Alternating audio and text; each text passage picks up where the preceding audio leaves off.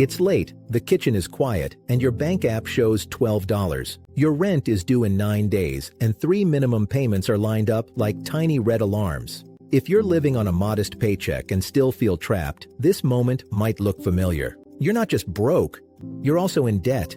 When both problems are screaming at once, which one do you fix first? About 1 in 3 adults would struggle to cover a $400 surprise without stress or new borrowing. That matters because rock bottom is rarely one dramatic collapse. It's a small emergency landing on a life with no cushion, then turning into months of catching up. This is Wealth Mentor Pro, where every lesson is a step closer to your freedom. If you're wondering how to start when you have no money, overdue bills, and that heavy feeling in your chest, stay with me. You'll leave with a calm 3-stage comeback and 3 simple rules you can use this week. The goal is to stop the panic first, then rebuild control you can actually keep. Here's what many videos skip. They rush to pay it off fast. They don't spend enough time on the part where your life is still on fire. A plan is useless if you can't breathe long enough to follow it. First, think of your money life like a boat in a storm. When waves are already hitting the deck, we don't plan a 5-year voyage. We seal the leak. Stage 1 is stabilization. Stop the bleeding. We name the 4 survival lines: housing, food, basic transport, and the phone or insurance that keeps life functioning. Imagine bringing home $2,200 a month. Rent is $1,050. Utilities are $180. Groceries average $320, and transport is $160. That's $1,710 before life surprises you. In this stage, the rule is simple. No new debt for daily living unless it's true survival. Minimum payments matter, but essentials come first. If a credit card competes with groceries, the groceries win. This isn't rebellion. It's triage. Do this today. Write those 4 numbers on one page and circle the one most likely to crack first. The cost of ignoring stage 1 is simple and painful.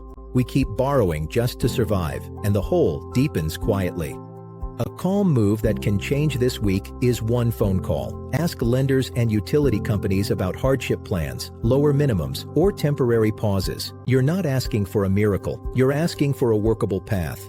If you reduce 1 fee or delay 1 bill with a plan on record, that's oxygen. And once the bleeding slows, there's a bigger question waiting. How do you keep 1 small crisis from dragging you right back down? Second, think of a map after a long night. A map doesn't move the ship, but it stops you from steering into the same rocks twice. Stage 2 is the micro buffer, not 3 months of expenses, not a perfect emergency fund. A starter shield of roughly $300 to $1,000, sized to real life. Why that range? Because many emergencies are small but urgent. A tire, a copay, a school expense that appears out of nowhere. Without any buffer, these become expensive debt that lingers for months. For example, if you earn $3,000 a month and you're juggling 2 credit cards and a medical bill, set aside $10 per paycheck. In 8 weeks, you have about $160. That number won't impress anyone at a dinner party, but it can stop the next $150 car repair from becoming a $450 problem after fees, stress, and interest. Do this today. Set an automatic transfer of $5 to $25 every payday into a separate place. Treat it like a seatbelt, not a trophy. Your budget doesn't need to be a masterpiece. It just needs to keep you afloat.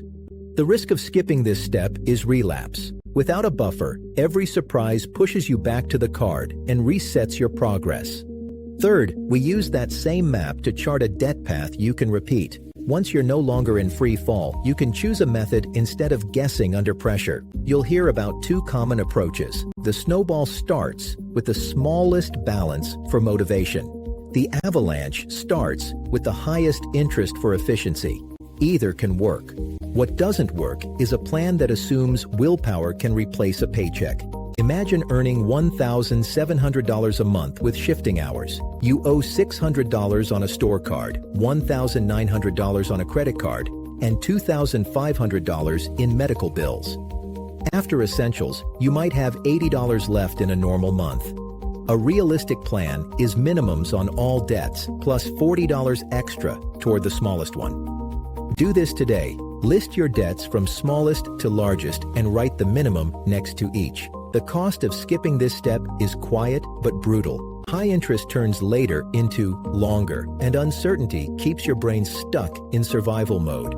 When you can see the map, even a rough one, you can move. If you're thinking, this feels slow, you're right. Slow is not the enemy, chaos is.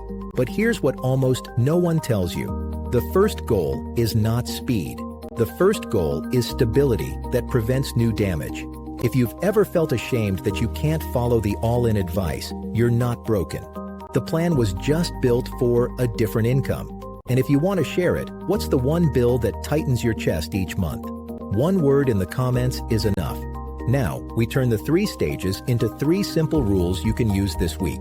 The first rule is protect the basics before you fight everything else. This matters because stable essentials keep you from borrowing for groceries, gas, or medicine. For example, if essentials total $1,700 and income is $2,200, the comeback starts by defending that $1,700 with fewer surprises and clearer priorities.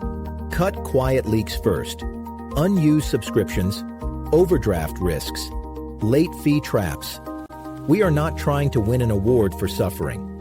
We are trying to lower the temperature of life. The second rule is build a tiny shield even while you pay minimums. This matters because a small buffer blocks the next emergency from turning into high-interest debt. For example, saving $20 a week gets you to about $300 in 15 weeks.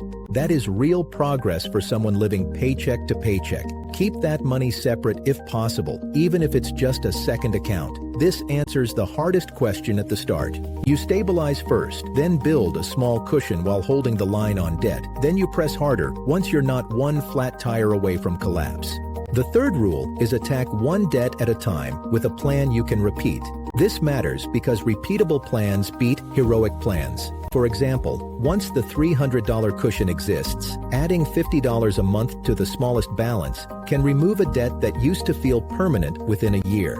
If the numbers are overwhelming, a nonprofit credit counselor or a structured repayment plan may be worth exploring. The goal is not perfection.